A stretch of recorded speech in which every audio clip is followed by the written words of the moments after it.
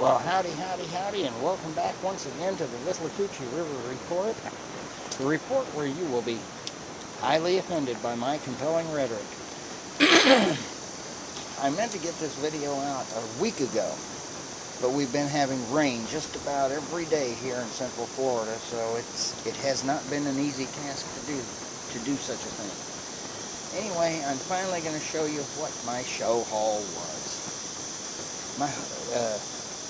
One of the prized pieces that I found at the show, and I kind of feel sorry for this guy because he had just bought it for himself, was this Pennsylvania Railroad gondola. It's an old atlas from about the 1970s. I got it for $5. He had just gotten it for $5. He went ahead and let me have it. Hallelujah. And I certainly appreciated that he sold it to me, and now I got to come up with some loads for that car. It's a beautiful car. I always love their mill gondolas, and they are just beautiful cars.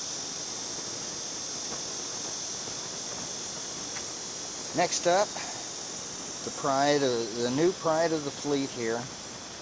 This is an old Reynolds, old Pullman, i.e. Athearn boxcar. It could be All Nation, but it's probably old Athearn. Everything, all of the components on it and everything scream Athearn, although the trucks kind of scream All Nation. It could be a combination of the two, but I mean, the car was beautifully built. It's got beautiful knuckle couplers on it, and of course it's got scale trucks. That one was that one was nice. I ran into that one. I saw that. I grabbed it immediately. The guy said, "I'll let you have it for $10." I said, "Okay." Yeah, that's the nice thing about local shows like that. You can get stuff at somewhat of a bargain a lot of the time. And there are those that aren't the best bargain in the world. That there is a Williams coal hopper. Now the car is 40 feet long in O scale. It's just not a real wide car, so it is one of the more traditional O gauge type cars. But I have discovered that yes, I could put insulated wheels in it. The trucks really are plastic, so or at least they were flexible enough that I was able to get the scale wheels into it, and so now I've got that insulated from the track, which is fine. Problem is the truck and the shape of the plates underneath lift the car way too high. I'd like to get some scale trucks under it and see how it looks then. I'll bet the car will settle down a little bit, be a few scale inches lower to the track. Also, as you can see, it can be a covered hopper, or it can be a coal hopper, or anything else you might want to haul. I'm thinking about making a lime rock load for it. Anyway, and I got two more 40-foot boxcars. They both appear to be either kit-built or scratch-built. They are Craftsman-type cars. They both have Lionel trucks under them. But they're not bad-looking cars, and they don't look bad sitting on the track.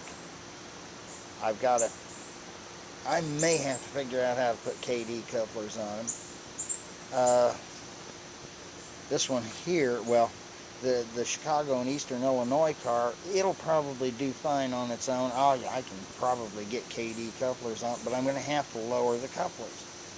It would probably be better if I could lower the cars and make them look right, because neither one of them looks right. They need to be lower. Same way with the Pennsylvania boxcar. That one's got nice sprung Lionel trucks on it. I was able to change the wheels out in that one as well, which those are pretty much impossible to get apart. I didn't take them apart. I just literally had to pry the old wheels out and put the new ones in, and then everything was all loosened up on the ends. So got a little end play there. I had to sit there and super glue that back into place. But they are still sprung trucks, and they still, oh yeah, they're nice trucks. The problem is the bolster takes it up too high. And of course, there's other things here I'm going to have to modify on those trucks to get them to sit right, as well as to swivel correctly.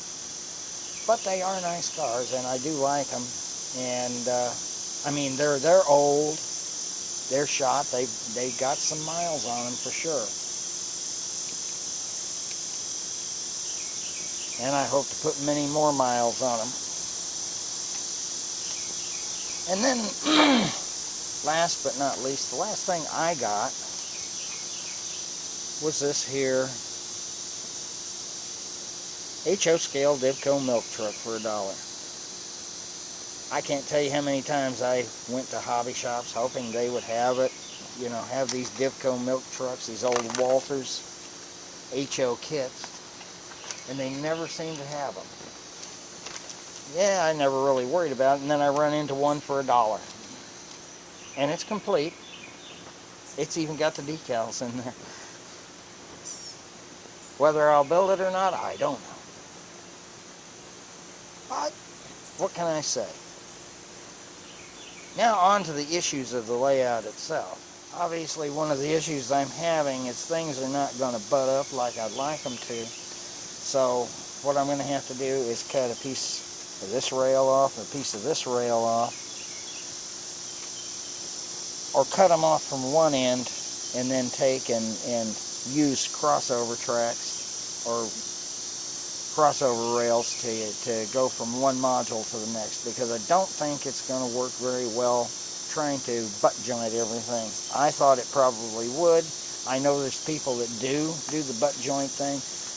I don't have any way of keeping these things in a good temperature controlled environment, so because there just isn't any room in the house. They have to stay out in the shed. So because of that, you see that the masonite gets a little warped and a little out of whack. That's why I built the railroad on foam.